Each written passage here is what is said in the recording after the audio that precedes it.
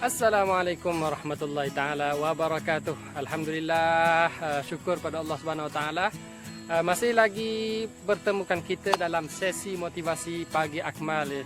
Alhamdulillah. Insya-Allah pada pagi ini Ustaz ingin sentuh beberapa perkara dalam masa yang seringkas mungkin. Seringkas mungkin. Ustaz tak nak ambil masa yang panjang-panjang. Ustaz hanya inginkan beberapa perkara saja untuk Ustaz terangkan, titik beratkan pada pelajar-pelajar Akmal sekalian. Alhamdulillah. Okey. Ada pelajar yang rasa macam setiap hari dah kita dengar motivasi. Tetapi macam mana ingin kekalkan motivasi dalam diri? Kita dua perkara berbeza, okey? Dua perkara berbeza. Kita mendengar motivasi, kita melakukan apa yang disarankan oleh ustaz-ustazah, dan yang kedua, kita mengekalkan motivasi yang ada dalam diri kita. Okey. Jadi ustaz nak kongsikan 4 perkara bagaimana untuk kekalkan motivasi yang ada dalam diri kita. Okey. Ustaz dah sediakan dalam bentuk point. Ustaz catatkan dalam telefon Ustaz. Okey, yang pertama, bagaimana untuk kekalkan motivasi dalam diri kita? Kita kena ada vision board. Okey, vision board. Apa tu vision board? Visi kita yang jelas, apa yang kita nak capai dalam target kita. Okey, contohnya awak sekarang dalam Akmal, apa yang awak nak capai adalah untuk menjadi seorang hafiz dalam tempoh kurang daripada 1 tahun. Jadi awak contohnya awak boleh buat, sediakan satu kertas, sediakan satu kertas, tulis itu hafiz 1 tahun, hafiz setahun, ataupun aku ingin jadi hafiz. Vision board yang jelas. Jadi kertas yang awak tulis ni awak tampalkan kalau awak ada di tempat duduk, ataupun awak ada di katil-katil, ataupun awak ada almari yang awak buka setiap masa, tampal kat situ biar awak tengok, lihat jelas misi ataupun visi yang awak ingin capai dalam tempoh kurang daripada 1 tahun. Okey, itu contoh. Awak boleh tulis macam-macam apa yang awak nak. Awak nak jadi hafiz 1 tahun, tulis hafiz 1 tahun. Kalau awak Ahmad Hafiz, tulis Ahmad Hafiz pun tak apa, asalkan benda itu berulang dalam fikiran awak. Jadi secara tidak langsung akan menimbulkan keinginan yang kuat untuk awak capai misi yang awak impikan. Okey, itu yang pertama. Perkara yang kedua, bagaimana ingin menaikkan ataupun mengekalkan keinginan ataupun motivasi dalam diri awak sendiri adalah dengan cara awak menulis matlamat kecil. Apa yang dimaksudkan matlamat kecil sini? Okey. Katakanlah esok awak nak dapat 2 muka surat tasmik sabak. Okey. Jadi bagaimana awak nak lakukan? Awak ada satu nota kecil. Ada nota kecil, awak tulis kat situ esok 2 muka sabak. Kan? Jadi secara tidak langsung, sebelum awak tidur, awak dah lihat, okey, saya ada matlamat esok untuk esok hari. Bukan matlamat yang vision board tadi, bukan. Ini matlamat kecil. Matlamat secara harian. Awak nak capai apa pada esok hari? Itu penting untuk kita ingatkan diri bagaimana nak capai misi yang besar. Untuk jadi hafiz tahun, mesti ada misi-misi kecil. Misi-misi kecil inilah adalah apa yang awak tulis secara harian. Untuk sabak 2 muka surat esok hari, okey, tulis sabak 2 muka surat esok hari. Tulis juga manzil setengah juzuk, sabki setengah juzuk. Tulis supaya jelas dalam fikiran awak. Okey, itu yang kedua. Tulis matlamat harian dalam nota kecil.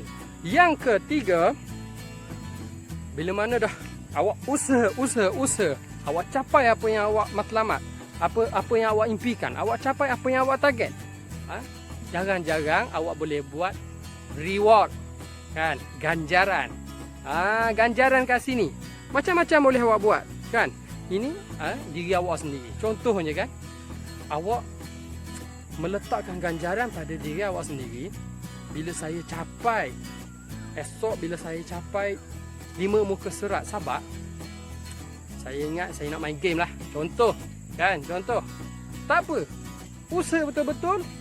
Awak lakukan apa yang awak ganjarkan, hadiahkan pada diri awak. Kan? Sekiranya tak lepas, jangan langgar perjanjian dengan diri awak tu. Ganjaran ini adalah perjanjian awak antara diri awak sendiri.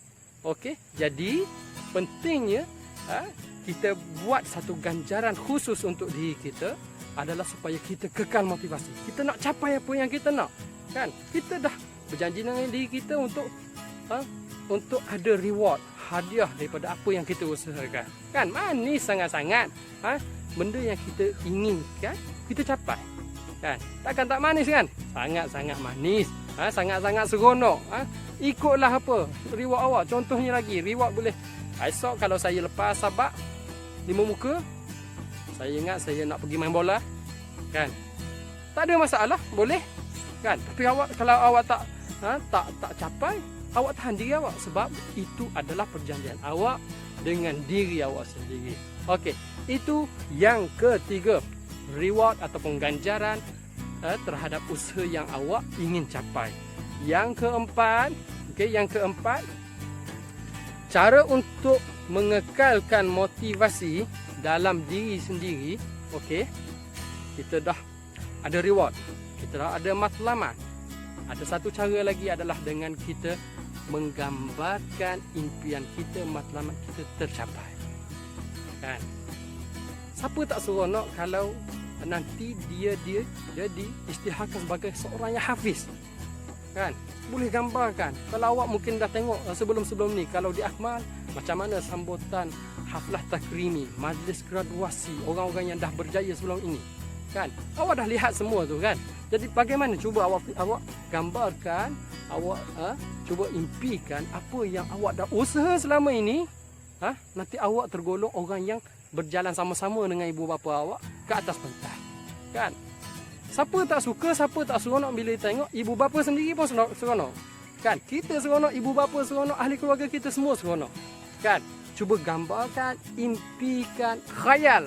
Gunakan kuasa imajinasi. Gambarkan apa yang awak usaha tercapai nanti. Kan? Jadi awak boleh nampak, rupanya best sangat-sangat. Rupanya best sangat-sangat bila mana apa yang kita usaha kita dah capai. Kan? Ini adalah perkara-perkara yang awak boleh buat untuk menaikkan ataupun mengekalkan motivasi dalam diri awak. Semangat untuk hafal Al-Quran dalam diri awak. Okey, jadi 4 perkara sahaja yang Ustaz kongsikan petang ni. Ustaz kongsikan pada hari ini 4 perkara. Yang pertama, vision board. Tulis matlamat besar awak nak jadi apa. Hafiz setahun, hafiz Al-Quran. Ingin jadi apa pada akan datang? Saintis Al-Hafiz. Nak jadi apa? Engineer Al-Hafiz, Doktor Al-Hafiz. Tulis matlamat awak yang besar, yang jelas, supaya awak dapat lihat setiap masa. Secara tidak langsung akan membina semangat pada diri awak. Awak nak capai apa yang awak impikan. Yang kedua, tulis matlamat kecil awak. Tulis matlamat kecil. Esok saya nak hantar sabak berapa? Saya nak capai apa pada esok hari? Saya nak buat apa pada esok hari? Supaya kita jelas tindakan kita pada esok hari itu apa untuk kita mencapai matlamat kita yang paling besar. Yang ketiga, reward ataupun ganjaran. Selepas mana kita berusaha, kita ganjarkan diri kita, janji dengan diri kita, sekiranya aku capai sekian-sekian, aku dapat sekian-sekian, aku nak buat sekian-sekian.